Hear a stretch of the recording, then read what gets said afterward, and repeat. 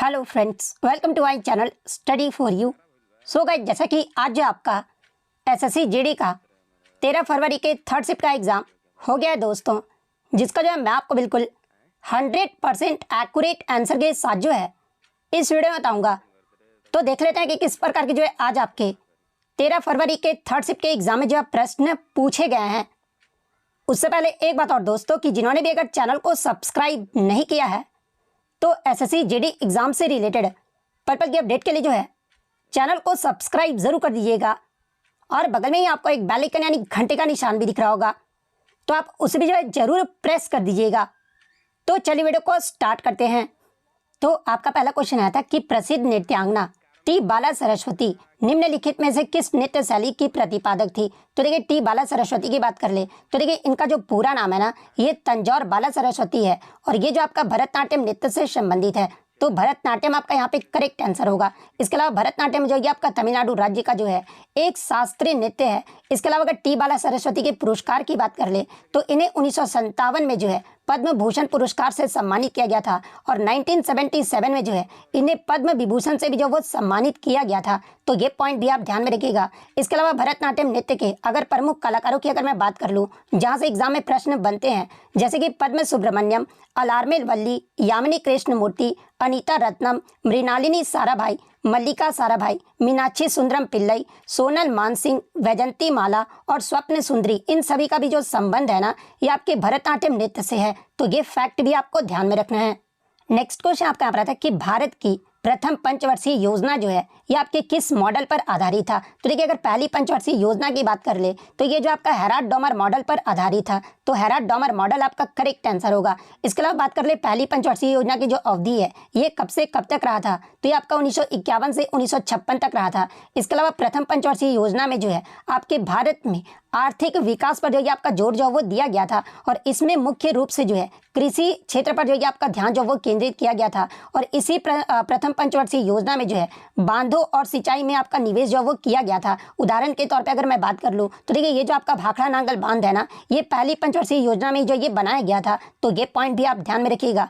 इसके अलावा मैं आपको बता दूं कि पहली पंचवर्षीय योजना को जो है भारत के प्रथम प्रधानमंत्री पंडित जवाहरलाल नेहरू ने जो है भारतीय संसद में इसे प्रस्तुत जो वो किया था, और इस योजना का लक्षित वृद्धि दर जो वो क्या रखा गया था। तो देखिए, पहली पंचवर्षीय योजना का जो लक्षित वृद्धि दर है ना, ये आपका 2.1% रखा गया था, लेकिन जो आपका वास्तविक जो विकास दर जो तय किया गया था यानी प्राप्त हुआ था, ये आपका 3.6% जो वो प्राप्त हुआ था। यानी पहली पंचवर्षीय योजना जो रहा था ना, ये आपका सफल रहा था। वहीं अगर बात कर ले दूसरी पंचवर्षीय योजना जो है ये आपका किस मॉडल पर आधारित था। तो देखिए, दूसरी पंचवर्षीय योजना जो था ना, ये आपका पीसी महालनोबिस मॉडल पर आधारित था। तो ये फैक्ट भी आपको ध्यान में रखना है।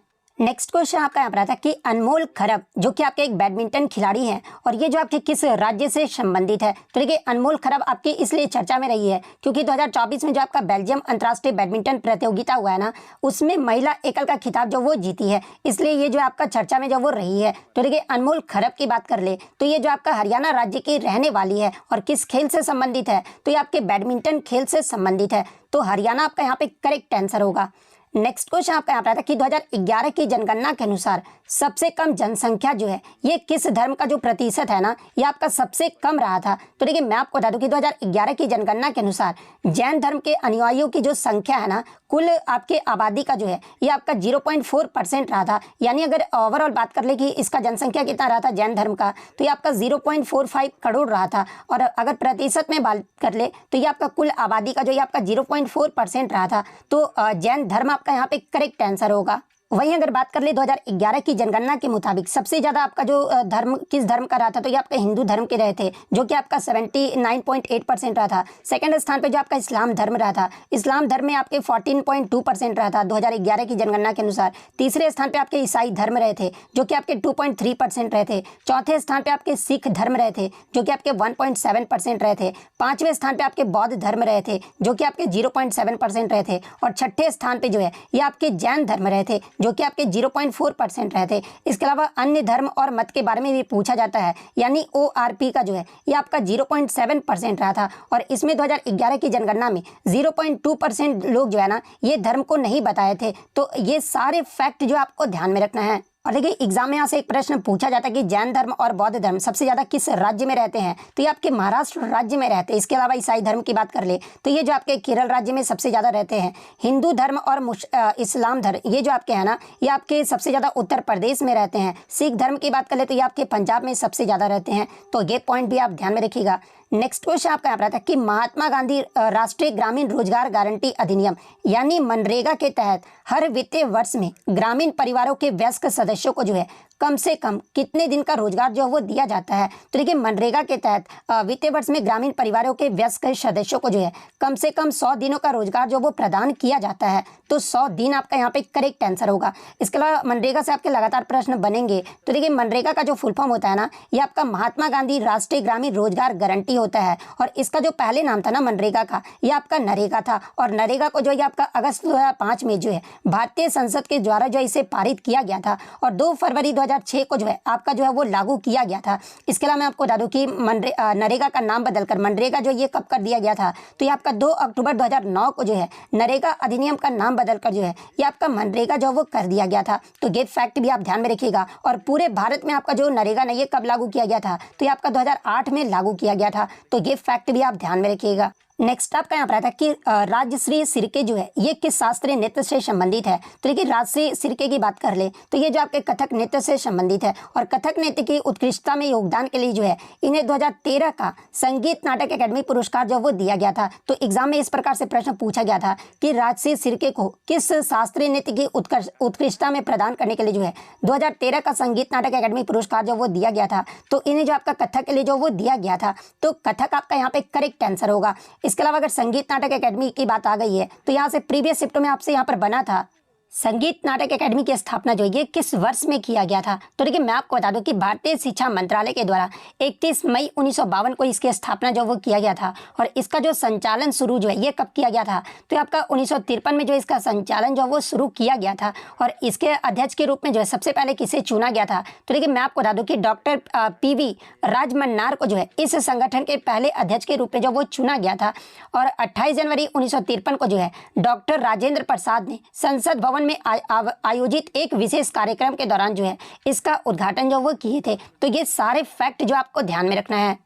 नेक्स्ट आपका यहाँ पर आता है कि भारतीय संविधान के किस अनुच्छेद में समान नागरिक संहिता यानी यूनिफॉर्म सिविल कोड का जो है आपका उल्लेख किया गया है। तो देखिए यूनिफॉर्म सिविल कोड का जो आपका उल्लेख है ना, ये आपके अनुच्छेद 44 में जो वो किया गया है। तो अनुच्छेद 44 आपका करेक्ट आंसर होगा। और देखिए मैं आपको हर बार बताते आ रहा हूँ कि DPSP के जितने भी अनुच्छेद है ना, यानी 36 से 51 तक अनुच्छेद है, तो आप उसे रट जाओ क्योंकि DPSP से ही जो आपसे अनुच्छेद जो वो पूछे जा रहे हैं।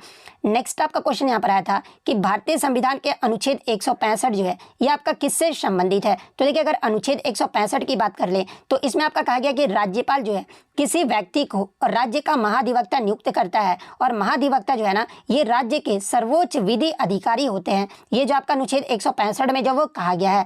तो ये वाला ऑप्शन आपका यहाँ पे करेक्ट आंसर होगा।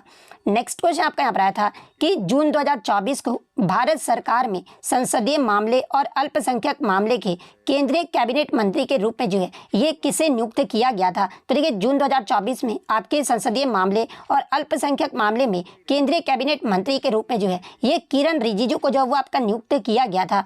तो किरण रिजिजू आपका करेक्ट आंसर होगा।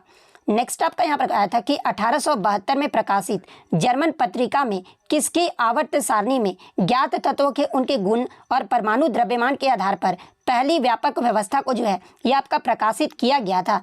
तो देखिए मैं आपको बता दूं कि दमित्री मेंडलीव की आवर्त सारणी को जो है आपका 1872 में जर्मन के पत्रिका में जो इसे प्रकाशित किया गया था। तो मेंडलीव के आवर्त सारणी आपका करेक्ट आंसर होगा। इसके अलावा मैं आपको बता दूं कि ये जो आपके मेंडलीव थे ना, ये आपके रूसी रासायनिक वैज्ञानिक थे। और इन्होंने इनका जो आवर्त सारणी ये कब प्रकाशित किया गया था, किस वर्ष में, तो ये आपका वर्ष 1869 में जो है ये आपका प्रकाशित किया गया था। और इन यानी आपके जो मेंडलीव थे ना, इस सारणी में उन्होंने तत्वों को जो है परमाणु द्रव्यमान के बढ़ते क्रम में जो वो व्यवस्थित किए थे। तो ये पॉइंट भी आप ध्यान में रखिएगा। तो ये तो आपका आवर्त सारणी के बारे में हो गया। अगर आधुनिक आवर्त सारणी के बारे में पूछा जाए तो देखिए 1913 में हेनरी मोजले के द्वारा जो है आधुनिक आवर्त सारणी जो वो दिया गया था। तो ये फैक्ट भी आपको ध्यान में रखना है। नेक्स्ट आपका यहाँ पर आया था कि तमिलनाडु में सूर्य भगवान की उपासना में जो है कौन सा त्यौहार जो ये आपका मनाया जाता है? तो देखिए तमिलनाडु में सूर्य भगवान की उपासना में जो है ये आपका पोंगल का त्यौहार जो वो मनाया जाता है। तो पोंगल आपका यहाँ पे करेक्ट आंसर होगा। और देखिए ये जो आपका पोंगल का जो त्यौहार है ना, ये आपका तमिलनाडु राज्य में मनाया जाता है, जो कि आपका 4 दिनों तक चलने वाला जो एक त्यौहार है। और इस त्यौहार में जो है सूर्य देव की पूजा जो वो की जाती है। इसके अलावा मैं आपको बता दूं कि ये जो आपका पोंगल का त्यौहार है ना, ये आपके 13 से 16 जनवरी तक जो ये आपका मनाया जाता है, जिसमें पहले दिन को जो है किस नाम से जाना जाता है? तो देखिए पोंगल के त्यौहार के पहले दिन को जो है ये आपका भोगी पोंगल जो वो कहा जाता है। दूसरे दिन को जो ये आपका थाई पोंगल कहा जाता है। तीसरे दिन को जो ये आपका मट्टू पोंगल कहा जाता है। और लास्ट दिन यानी चौथे दिन को जो है ये आपका कानून पोंगल जो वो कहा जाता है। तो ये सारे फैक्ट जो आपको ध्यान में रखना है। नेक्स्ट आपका यहाँ पर था कि हर्यक वंश के किस राजा ने जो है कौशल एवं पश्चिमी में काशी को अपना राज्य में जो वो मिला लिया था? तो देखिए हर्यक वंश के जो अजात शत्रु थे ना, इन्होंने ही जो है कौशल के राजा आपके जो है कौशल एवं पश्चिम में काशी को जो है अपने राज्य में जो वो मिला लिए थे। तो अजात शत्रु आपका यहाँ पे करेक्ट आंसर होगा। इसके अलावा मैं आपको बता दूं कि अजात शत्रु ने ही जो है कौशल के राजा प्रसेनजीत को हराकर जो है राजकुमारी वजीरा से जो वो विवाह किए थे। तो ये पॉइंट भी आप ध्यान में रखिएगा। और इसी विवाह के जरिए जो है उन्हें काशी जनपद भी जो वो मिला था। तो ये पॉइंट भी आप ध्यान में रखिएगा। इसके अलावा मैं आपको बता दूं कि ये जो आपके अजात शत्रु थे ना, ये आपके हर्यक वंश के राजा बिंबिसार के जो ये बेटा थे। और अजात शत्रु ने जो है अपने पिता की हत्या करके जो है राज्य पर कब्जा जो वो कर लिया था। इसके अलावा मैं आपको बता दूं कि हर्यक वंश की स्थापना ये जो है किसके द्वारा किया गया था? तो ये आपके बिंबिसार के द्वारा जो वो किया गया था। तो ये सारे फैक्ट जो आपको ध्यान में रखना है। नेक्स्ट क्वेश्चन आपका यहाँ पर साइंस से आया था कि तारकाय और केंद्रक में जो है क्या अंतर होता है? तो देखिए तारकाय और केंद्रक की बात कर ले तो देखिए तारकाय जो होता है ना, ये आपका कोशिका का एक अंग होता है, जबकि केंद्रक की बात कर ले तो ये जो आपका कोशिका का एक हिस्सा होता है। इसके अलावा तारकाय में जो आपका तारक केंद्र होते हैं, जो कि कोशिका विभाजन के दौरान जो ये आपके दिखाई देते हैं। वहीं अगर केंद्रक की बात कर ले तो इसमें जो आपके गुणसूत्र होते हैं और ये जो आपके कोशिका विभाजन में जो ये आपका मदद करता है। इसके अलावा अगर अन्य अंतर की बात कर ले तो देखिए तारकाय जो है ना, ये आपका कोशिका द्रव्य में होता है, जबकि केंद्रक जो है ना, ये आपका कोशिका का हिस्सा होता है। ये तो मैंने आपको बता दिया है। तारकाय में जो आपके 2 बेलनाकार संरचनाएं होती है, जिन्हें तारक केंद्र जो वो कहा जाता है। और तारक केंद्र जो है ये आपके कोशिका विभाजन के दौरान सूक्ष्म नलिकाएं जो ये आपके व्यवस्थित करता है। इसके अलावा केंद्रक में आपके गुणसूत्र होते हैं और ये जो कोशिका विभाजन में आपका मदद करता है। इसके अलावा तारक केंद्र जो है ये आपके पशु कोशिकाओं की विशेषता है, जबकि ये पादप कोशिकाओं में जो ये आपके अनुपस्थित होते हैं। और तारक केंद्र जो आपके कोशिकाओं की सीलिया और ये जो आपका कशाभिका में निर्माण में सहायता भी करते हैं। इसके अलावा केंद्रक में जो आपके न्यूक्लियोल्स होते हैं यानी न्यूक्लियोसोल्स होते हैं, जो राइबोसोम को इकट्ठा करते हैं और आरएनए को जो ये आपका स्थानांतरित करते हैं। तो ये सभी जो थे ना, ये आपके इन दोनों के अंतर थे, यानी तारकाय और केंद्रक के मध्य अंतर थे। तो इनमें से आपका जो भी ऑप्शन में दिया गया होगा वो आपका यहाँ पे करेक्ट आंसर होगा। नेक्स्ट क्वेश्चन आपका यहाँ पर आता है कि 1961 में कितने लोगों को जो है अर्जुन पुरस्कार से सम्मानित किया गया था? तो देखिए अर्जुन पुरस्कार की बात कर ले तो ये जो आपका मेजर ध्यानचंद खेल रत्न अवार्ड के बाद जो है भारत का दूसरा सबसे बड़ा खेल पुरस्कार है। और ये 1961 में ही आपकी अर्जुन पुरस्कार की शुरुआत की गई थी। और उस समय जो आपके टोटल 20 लोगों को जो है ये आपके अर्जुन पुरस्कार से जब वो सम्मानित किया गया था। तो 20 लोग आपका यहाँ पे करेक्ट आंसर होगा। इसके अलावा बात कर ले वर्ष 2024 में जो है कितने एथलीटों को जो है अर्जुन पुरस्कार से सम्मानित किया गया था? तो ये आपके टोटल 32 एथलीटों को जो है अर्जुन पुरस्कार से सम्मानित किया गया था। तो ये पॉइंट भी आप ध्यान में रखिएगा। इसके अलावा बात कर ले एग्जाम में अगर पूछा जाए कि तीरंदाजी में अर्जुन पुरस्कार पाने वाले पहले खिलाड़ी कौन है? तो ये आपके कृष्ण दास थे। क्रिकेट में अर्जुन पुरस्कार पाने वाले पहले खिलाड़ी की बात कर ले तो ये आपके सलीम दुर्रानी थे। कुश्ती में अर्जुन पुरस्कार पाने वाले जो पहले खिलाड़ी थे ना, ये आपके उदय चंद थे। बैडमिंटन में अर्जुन पुरस्कार पाने वाली जो पहली महिला थी ना, ये आपका मीना शाह थी। शतरंज में अर्जुन पुरस्कार पाने वाले पहले खिलाड़ी जो थे ना, ये आपके मैनुअल ओरोन थे। तो ये सारे फैक्ट जो आपको ध्यान में रखना है। नेक्स्ट क्वेश्चन आपका यहाँ पर आता है कि ई कॉमर्स में जो है क्या क्या लाभ जो वो देखने को मिलता है? तो देखिए ई कॉमर्स में आपके कई सारे फायदे होते हैं, जैसे कि कम लागत, इसके अलावा ज़्यादा ग्राहक तक पहुंच और लचीलापन। ये जो आपको देखने को जो वो फ़ायदा जो वो देखने को मिलता है। तो इन तीनों में से जो भी ऑप्शन में दिया गया होगा वो आपका यहाँ पे करेक्ट आंसर होगा। इसके अलावा मैं आपको बता दूँ कि ई कॉमर्स को जो है ये आपका इलेक्ट्रॉनिक कॉमर्स या फिर इंटरनेट कॉमर्स भी जो वो कहा जाता है। तो ये पॉइंट भी आप ध्यान में रखिएगा। नेक्स्ट क्वेश्चन आपका यहाँ पर आता है कि PMAY यानी प्रधानमंत्री आवास योजना के तहत आर्थिक रूप से कमजोर वर्ग यानी EWS के परिवारों को जो है व्यक्तिगत आवास के निर्माण या फिर विस्तार के लिए जो है कितने रुपए की सहायता जो वो प्रदान की जाती है। तो देखिए मैं आपको बता दूं कि प्रधानमंत्री आवास योजना के तहत EWS के परिवारों को व्यक्तिगत आवास के निर्माण या फिर विस्तार के लिए जो है ये आपका 1.5 लाख रुपए की सहायता जो है वो दी जाती है। तो 1.5 लाख आपका करेक्ट आंसर होगा। नेक्स्ट क्वेश्चन आपका रहा था कि यूएनओ के द्वारा ये जो आपका मिलेट्स, मैं क्वेश्चन भी लिख के बता देता हूँ कि मिलेट्स यानी बाजरा जो आपका दिवस है ना, ये किस वर्ष में जो वो आपका घोषित किया गया था। और जहाँ पे ऑप्शन में आपका 2021 दिया गया था, 2023 दिया गया था, 2020 दिया गया था और 2015 जो वो दिया गया था। तो देखिए मैं आपको बता दूं कि यूएनओ के द्वारा वर्ष 2023 को जो है ये आपका बाजरा का अंतर्राष्ट्रीय वर्ष यानी इंटरनेशनल ईयर ऑफ मिलेट्स 2023 जो ये आपका घोषित किया गया है। तो वर्ष 2023 आपका यहाँ पे करेक्ट आंसर होगा। नेक्स्ट क्वेश्चन आपका यहाँ पर था कि बेगम अख्तर जो है ये किससे संबंधित है। तो देखिए बेगम अख्तर की बात कर ले तो ये जो आपके भारत के प्रसिद्ध गायिका थी जिन्हें दादरा, ठुमरी व गजल में जो ये आपका महारत हासिल था। तो ऑप्शन में आपका गजल जो है वो दिया गया था, तो गजल आपका यहाँ पे करेक्ट आंसर होगा। इसके अलावा अगर इनके पुरस्कार की बात कर ले तो देखिए बेगम अख्तर को जो है ये आपका 1968 में जो है पद्मश्री पुरस्कार से सम्मानित किया गया था। 1972 में जो है इन्हें संगीत नाटक अकेडमी पुरस्कार से सम्मानित किया गया था और वर्ष 1975 में जो है इनको मरणोपरांत पद्म भूषण अवार्ड से भी जो वो सम्मानित किया गया था। तो ये फैक्ट भी आपको ध्यान में रखना है।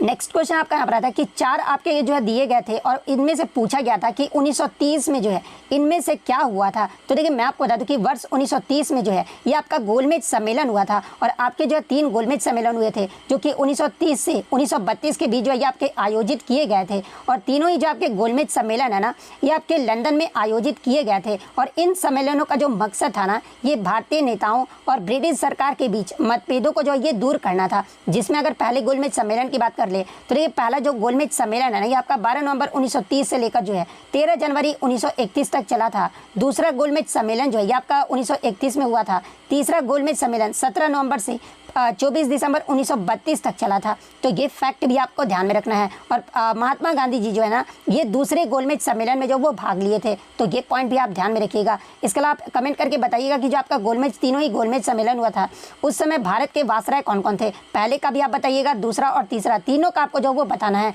मैं भी देखता हूँ कि आप लोग एक्स्ट्रा फैक्ट देखते हैं या फिर ऐसे ही बस वीडियो देखते हैं बस। तो मैं जो उनसे वही कहना चाहूँगा कि जो भी जेन्युइन कैंडिडेट्स है जो हमें अच्छा मानते हैं, जो मेरा एक्स्ट्रा फैक्ट देखते हैं, तो ये तीनों का जो है आप कमेंट करके जो वो जरूर बताइएगा। वहीं अगर हम लोग हिंदी की बात कर ले तो हिंदी में आपका यहाँ पर आया था कि एक म्यान में फिल इन द ब्लैंक्स दिया गया था, तलवार नहीं रह सकती है। तो यहाँ पे जो आपको फिल इन द ब्लैंक्स में जो वो भरना है। तो देखिए एक म्यान में जो है आपका क्या होता है, तो 2 तलवारें जो वो नहीं रह सकती है। आप यहाँ पे देख भी सकते हैं एक म्यान में 2 तलवारें नहीं रह सकती है, जो कि आपका एक कहावत है। और इसका जो मतलब होता है ना कि एक जगह पर जो है 2 शक्तिशाली या फिर समान गुण वाले लोग जो है वो नहीं रह सकते, इसका जो वो मतलब होता है। तो 2 आपका यहाँ पे करेक्ट आंसर होगा। उसके बाद आपका वीरता का जो है शुद्ध वर्तनी जो वो पूछा गया था। एक आपका आया था कि चारों में से आपको शुद्ध वाक्य को जो वो छांटना था। तो एक आपका ऑप्शन में दिया गया था कि मेरी अवस्था अभी 20 वर्ष है। तो ये जो आपका शुद्ध वाक्य है, तो ये वाला ऑप्शन आपका यहाँ पे करेक्ट आंसर होगा।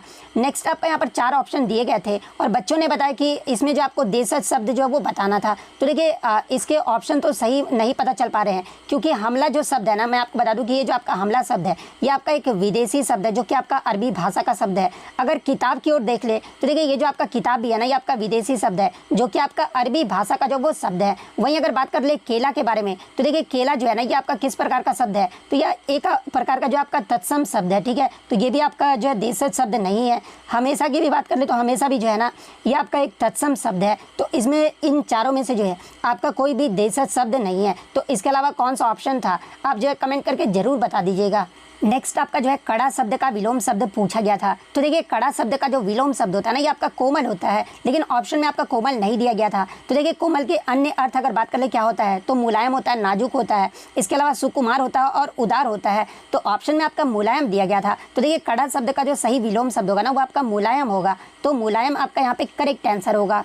नेक्स्ट आपका जो है अप्सरा शब्द का पर्यायवाची शब्द कौन सा नहीं है ये पूछा गया था। क्वेश्चन में आपका नहीं जो है वो दिया गया था। तो देखिए अगर अप्सरा शब्द के अगर पर्यायवाची शब्द की बात कर ले तो देखिए अंबुकन, इसके अलावा वाष्पकन, परी, स्वर्ग की वैश्या, इंद्र की सभा में नाचने वाली दिवांगना, ये सभी जो होते हैं ना अप्सरा शब्द के प्रवाची शब्द होते हैं। तो इनमें से आपका 3 तो ऑप्शन में दिया गया होगा। इसके अलावा जो चौथा ऑप्शन होगा ना वही आपका जो यहाँ पे करेक्ट आंसर होगा। नेक्स्ट आपका यहाँ पर आता है कि स्त्री शब्द के जो है कौन सा प्रवाची शब्द नहीं है। यहाँ पे भी क्वेश्चन में आपका जो वो नहीं जो वो पूछा गया था। तो स्त्री शब्द के अगर प्रवाची शब्द की बात कर ले तो देखिए महिला, नारी, कामिनी, रमणी, वनिता, कांता, सुंदरी, औरत और अबला, ये सभी जो शब्द है ना ये आपके स्त्री शब्द के प्रवाची शब्द हैं। तो इनमें से आपका 3 तो ऑप्शन में दिया गया होगा। इसके अलावा जो चौथा ऑप्शन होगा ना वो आपका यहाँ पे करेक्ट आंसर होगा। नेक्स्ट आपका यहाँ पर आता है कि यमुना जो है ये किस प्रकार का संज्ञा है। तो देखिए यमुना की बात कर ले तो ये जो आपका एक व्यक्तिवाचक संज्ञा है, जबकि नदी की बात कर ले तो ये आपका जातिवाचक संज्ञा है। जातिवाचक संज्ञा का मतलब वो होता है कि किसी व्यक्ति, वस्तु या स्थान के पूरे समूह का प्रतिनिधित्व करता है, उसे ही जो आपका जातिवाचक संज्ञा जो वो कहा जाता है। लेकिन यमुना की बात कर ले तो ये पर्टिकुलर जो है ये आपका एक व्यक्तिवाचक संज्ञा है। तो व्यक्तिवाचक संज्ञा आपका करेक्ट आंसर होगा। वहीं अगर अब हम लोग मैथ्स की बात कर ले तो मैथ्स में आपका एक क्वेश्चन आया था कि 4% के दर से 2 साल का सीआई जो है ये आपका 255 दिया गया था। तो 2 साल का एसआई जो वो पूछा गया था। तो इस आपने अगर ये मैथ सॉल्व किया तो आप कमेंट करके बताइएगा कि इसका आंसर जो वो कितना आपका निकल कर आ रहा है, और वीडियो का टाइमिंग देकर आप बताइएगा कि आपका आंसर जो इसमें कितना आ रहा था। नेक्स्ट अगर मैथ्स की क्वेश्चन की बात कर ले, अगर आप आंसर नहीं बताओगे तो फिर मैं मैथ्स के क्वेश्चन नहीं बताऊँगा, क्योंकि जो भी आगे आने वाले शिफ्टों में एग्जाम है तो आप ये क्वेश्चन बताकर जो है आप मतलब कि बनाकर जो है आप कमेंट करके ज़रूर बताइएगा। नेक्स्ट क्वेश्चन आपका यहाँ पर आया था कि किसी विशेष माह में XYZ की औसत खर्च, ये जो आपका 2500 रुपये है, उसी माह में X जो खर्च करता है ना Y उसकी जो है 2 गुना जो वो खर्च जो वो करता है, और Z जो है ये आपका 3 गुना, और वो तीनों जो है आपके 2100 औसत की बचत जो वो कर लेते हैं। तो इसमें पूछा गया था कि जो X का उस माह से खर्च कितना था, X का जो है उस महीने का जो है खर्च जो वो पूछा गया था। तो ये भी आप कमेंट करके जो है इसका आंसर जो है वो ज़रूर बता दीजिएगा। एक क्वेश्चन आपका यहाँ पर आया था कि 1220 आम प्रति सैकड़ा की दर से राम 400 आम खरीदता है और 820 के लाभ पर जो है उसे बेच देता है। तो इसमें जो आपका विक्रय मूल्य जो वो बताना था। तो ये भी आप टाइमिंग देकर जो है इसका आंसर जो वो कमेंट करके बताइएगा। जिनका भी आगे आने वाली शिफ्टों में है ये मैथ्स के क्वेश्चन जो आप जरूर बना लीजिएगा, क्योंकि आज ये आपका 3rd शिफ्ट में पूछा गया है, और इसी लेवल के प्रश्न जो आपके आगे के शिफ्ट में भी जो वो बनने वाले हैं। एक आपका आया था कि x का 2% आपका कुछ वैल्यू दिया गया था, और इसमें जो आपका x की वैल्यू जो वो बताना था। तो x का 2% का वैल्यू क्या दिया गया था, और जो भी इस प्रश्न को बनाए हैं तो आप कमेंट करके इसका उत्तर जो वो ज़रूर बता दीजिएगा। एक क्वेश्चन जो आपका डिस्काउंट से देखने को मिला था, जहां पर आपका 19,200 की राशि 13,824 हो जाती है। पहला डिस्काउंट आपका 20 दिया गया था, तो सेकंड डिस्काउंट आपका पूछा गया था कि कितना होगा। तो देखिए सेकंड डिस्काउंट बच्चे ने बताया कि इसका आंसर जो निकल कर आ रहा था ना उनका 10% जो वो निकल कर आ रहा था। आप कमेंट करके बताइएगा कि आपका जो है पहला जो डिस्काउंट है ना ये कितना निकल कर आ रहा था। उसके बाद आपका यहाँ पर था कि CI का 155 ब्याज और 3 साल का 10%। तो कॉस्ट प्राइस पूछा गया था कि कितना होगा। तो इनका जो कॉस्ट प्राइस निकल कर आ रहा है ना ये आपका 5,550 जो वो निकल कर आ रहा है। तो आप कमेंट करके बताइएगा कि इसमें कॉस्ट प्राइस जो है आपका जो है ये कितना निकल कर आ रहा है। एक क्वेश्चन आपका यहाँ पर आता है कि SI का 888 का ब्याज 2 साल का 8% की दर से जो है कॉस्ट प्राइस जो इसमें पूछा गया था। तो आप कमेंट करके बता दीजिएगा कि इसमें कॉस्ट प्राइस जो है ना ये कितना निकल कर जो वो आ रहा है। एक आपका हिंदी में वाक्यांश के लिए एक शब्द आया था कि जो व्यक्ति अच्छे आचरण वाला हो, उसके लिए जो आपको बताना था। तो देखिए जो व्यक्ति अच्छे आचरण वाला हो ना उसे सदाचारी जो वो कहा जाता है। तो सदाचारी आपका यहाँ पे करेक्ट आंसर होगा। नेक्स्ट आपका स्त्री का परिवाची आया था, कौन सा नहीं है ये पूछा गया था। तो वामा देवांगना इस प्रकार से आपका ऑप्शन जो वो देखने को मिला था। एक मैथ्स का याद था कि 54 व्यक्ति किसी काम को जो है 48 दिन में करते हैं, और 8 दिन बाद जो है 36 और आदमी जो है जुड़ जाते हैं। तो शेष काम जो ये कितने दिन में होगा, इस प्रकार से आपका टाइम एंड वर्क से जो वो पूछा गया था। तो आप कमेंट करके बताइएगा कि आपका कितना भी टाइम हो रहा है। 25-30 में जो है आपका जो इस मैथ्स का जो आंसर है ना वो कितना निकल कर आ रहा है। जिनका भी आगे आने वाले शिफ्टों में है ये जो है मैथ्स जो वो जरूर बना लीजिएगा। इसके बाद बेलन के आयतन से संबंधित भी आपका प्रश्न देखने को मिला था। ट्रेन से जो आपका एक क्वेश्चन देखने को मिला था। प्रोपोर्शन से जो आपका एक क्वेश्चन, और इनकम एंड एवरेज से भी जो है आपका एक क्वेश्चन जो वो देखने को मिला था। तो इतने क्वेश्चन जो है आज मुझे बच्चों के द्वारा मिले जो कि आपके 100% रियल और ऑथेंटिक हैं। तो अगर वीडियो अच्छी लगी हो तो वीडियो को जो है लाइक ज़रूर कर दीजिएगा, और इसी तरह रियल एनालिसिस पाने के लिए जो है चैनल को सब्सक्राइब ज़रूर कर दीजिएगा। तो मिलते हैं नेक्स्ट वीडियो में, तब तक thank you, all the best.